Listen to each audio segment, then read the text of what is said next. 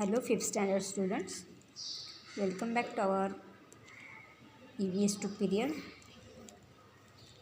Let's start our next chapter, chapter number 6, Stone Age and Stone Tools. Okay. Here, 2 points are there. First one, point number 1, that is types and forms of tools according to the types of task. Types of form of tools according to the types of task. And point 2 is Stone Age tools. Okay. So first start point number 1, 6.1, that is types and form of the tools according to the types of task. Okay. Look here. If we saw a shiny object buried in the ground, what would we do to take it out? Tell me anybody. If you saw a shiny object buried in the ground, what would we do to take it out? अगर किसी चीज़ gold की या चमकती हुई चीज़ अगर आपको कहीं पे मिली ज़मीन में गड़ी हुई, तो आप उसको बाहर निकालने के लिए क्या क्या करेंगे? What would we do to take it out? Perhaps we would scrape it out with our fingers. पहले हम लोग क्या करेंगे? उसको फिंगर से स्क्रैप करेंगे. Okay. If that did not work, we might try to dig it out with a twig or a stick. अगर finger से नहीं निकला तो हम लोग क्या करेंगे? किसी स्टिक से उसको क्या करेंगे? digging it out with the stick. If that too did not work, अगर उससे भी कुछ नहीं हुआ, so we would have to look for a pointed stone. If अगर उससे भी वो नहीं निकला तो हम लोग क्या करेंगे? एक पॉइंटेड स्टोन ढूंढेंगे, पत्थर ढूंढेंगे. That should do the job. But if it still doesn't, then we would have to get out on an iron rod to dig that shiny object out. अगर उस स्टोन से भी नहीं दिखना, वो चीज़ नहीं निकली, तो हम लोग क्या करेंगे? किसी आयरन रोड का यूज़ करेंगे. This shows that we need to choose the tools according to the demand of the task. इससे क्या पता चलता है कि हमें ऐसा टूल्स चूज़ करना चाहिए जो उस according to the demand of the task. Understand? This is one example. What is the example? कि if we saw a shiny object buried in the ground, अगर आप किसी सोने की चीज़ आपको मिली है, गोल्डन रिंग, कहीं पे दिखाई दिया ज़मीन के उधर गड़ा हुआ, उसको निकालने के लिए हम लोग क्या करेंगे? What we do to take it out? Perhaps we should scrap it out with our fingers. हम लोग उसको फिंगर से स्क्रैप करेंगे, पहले उंगलियों से देखेंगे निकलता है कि नहीं. If that did not work, we might try to take it out with a twig और अ स्टिक. अगर उससे भी नहीं निकला तो हम लोग उसको क्या करेंगे? स्टिक से निकालने की कोशिश करेंगे. If that too did not work, अगर उससे भी नहीं हुआ, then we should have to look for a pointed stone.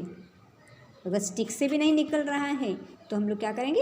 एक आध स्टोन ढूंढेंगे जो पॉइंटेड है. That should do the job. उससे थोड़ा बहुत इफेक्ट होगा. Okay. But if it still didn't, अगर उससे भी नहीं निकल रहा है, then we would have to get an iron rod to dig that shiny object out. तो हमें क्या करना पड़ेगा? एक हाथ आयरन रॉड ढूंढना पड़ेगा और उसको डिगिंग करके वो शाइनिंग ऑब्जेक्ट को बाहर निकालेंगे. दैट शोज दैट, इससे क्या पता चलता है? This shows that we need to choose the tools according to the demand of the task. इससे पता चलता है कि हमारा टास्क क्या है, उस हिसाब से हमें क्या करना पड़ता है? टूल्स ढूंढना पड़ता है, चूज़ करना पड़ता है. Okay. The following 4 factors determine our choice of tools. अभी देखिए नीचे कुछ फैक्टर्स दिए हैं. The following 4 factors determine our choice of tools. First one, availability of the resources.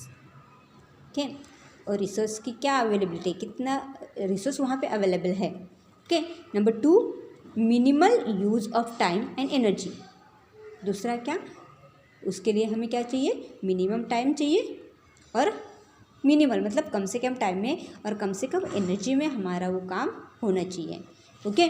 Third one, maximum efficiency, और उसको जो एफिशिएंसी है, उसका जो फ़ायदा है वो ज़्यादा होना चाहिए कम टाइम में। अभी समझो यही है जो चाइनीज चीज़ थी, उसको निकालने के लिए हमें क्या चाहिए, इतना सारा करना पड़ा। पहले हम लोग को फिंगर्स का यूज़ करना पड़ा, after that stick, after that तो pointed stone, after that iron rod, है कि नहीं।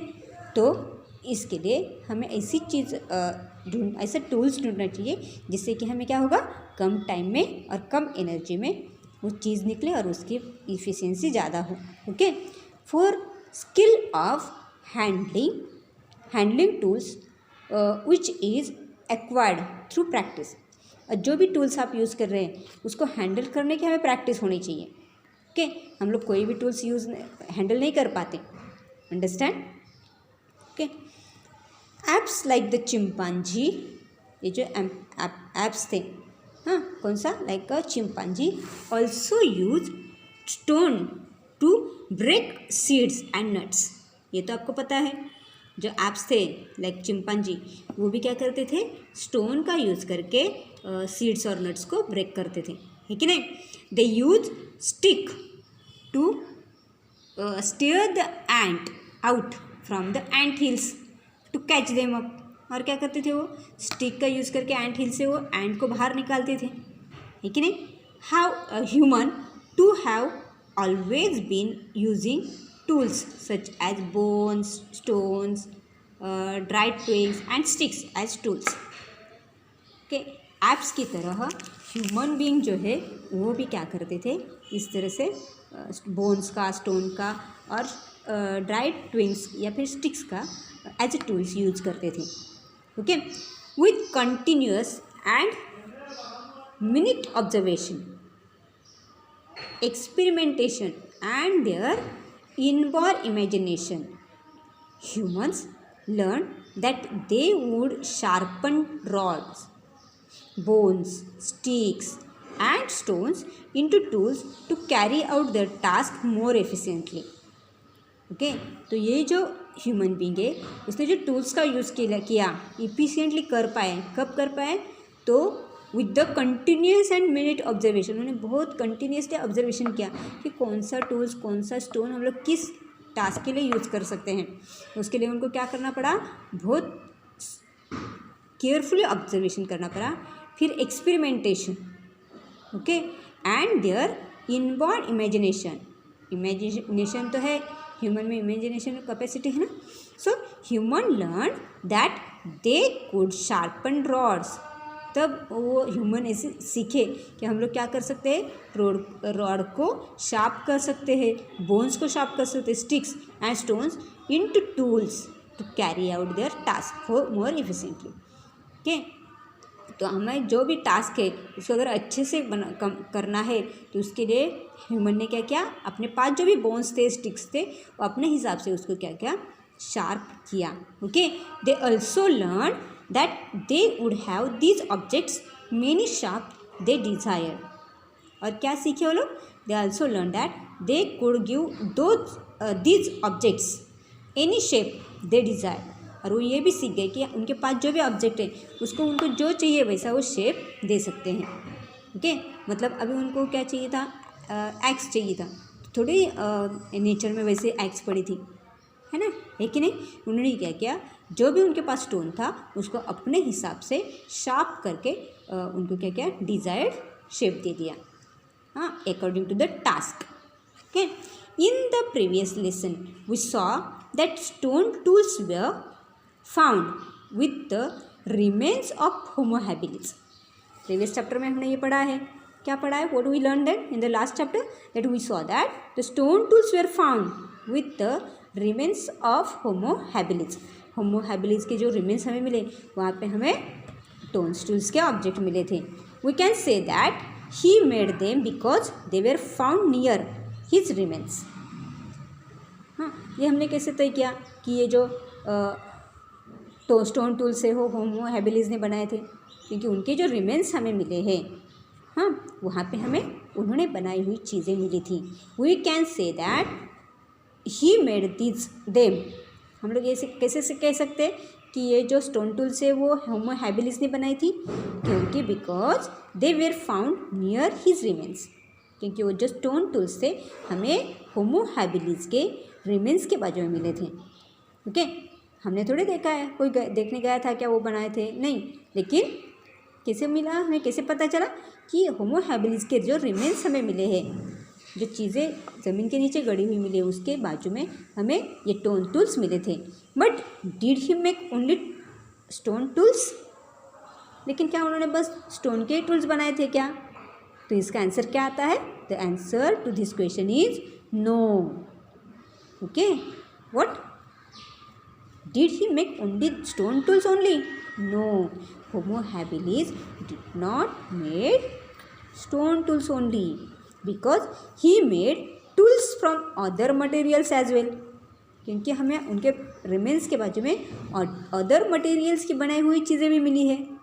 Okay, however of the tools made by humans thousands of years ago, only the stone tools can be found today.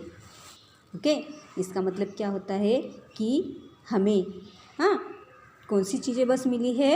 Stone tools ही मिले हैं। However of the tools made bye humans thousands of years ago जो human ने चीज़ें बनी हैं उनमें से हमें बस स्टोन टूल्स ही मिले हैं।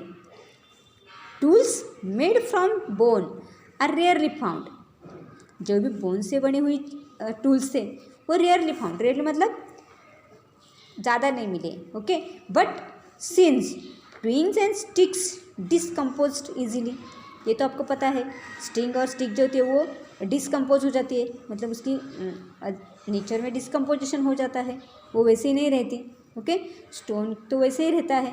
Okay, we do not found any tools made from them, इसलिए हमें जो भी स्टिक से बनी चीज़ें या ट्विंग से बनी टूल्स है वो हमें मिली नहीं, बिकॉज स्टोन और ट्विंग्स जो है वो उसका क्या होता है?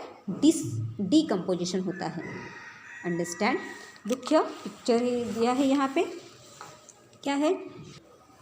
Okay, look here, these are the tools made by stone age mans. First 1 2 3 4 5 6, ये फर्स्ट क्या है? What is this? ये है the tones made from the stones and bones, ये टूल्स है, tools made from the stone and tools. This one is first one, what is this? This is a chopper made from a pebbles, ये क्या है? Chopper है जो payable से बना है। Payable is a stone, one type of stone. Second this one, look here, ये देखो, ये क्या है? This is a scraper, scraper मतलब छिलका निकालने के लिए होता है, that is the scraper. Third one, this one is circular hammer stone, ये क्या है? Circular hammer stone. ये फोर्थ वन है ना, दिस वन फोर्थ, देखो ये, look he, this is a chopper made from a flakes of stone, ये chopper है जो स्टोन के फ्लेक्स से बना हुआ है। Then fifth one, this one is a borer made from bones, ये हड्डी से बना हुआ है, बोन से बना हुआ है। And sixth one, this one is a antler used as a pick out the ants from the ant hill. Okay, ant hill को बाहर निकालने के लिए ये एंटर का यूज किया जाता था।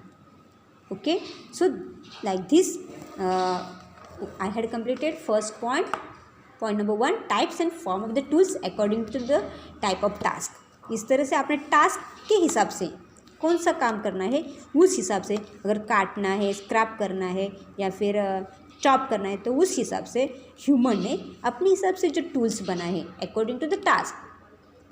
स्टोन एज मैन में जो भी चीज़ें बनी थी वो किससे बनी थी? टूल्स बने थे from the stone and bones. According to their task human ने क्या किया था? अपने अपने टूल्स बनाए थे। So first point I had complete here. Point number 2, stone age tools. We will continue tomorrow or next period. You have to read this lesson carefully and make questions and try to make the questions yourself and write down the answers. Okay bye.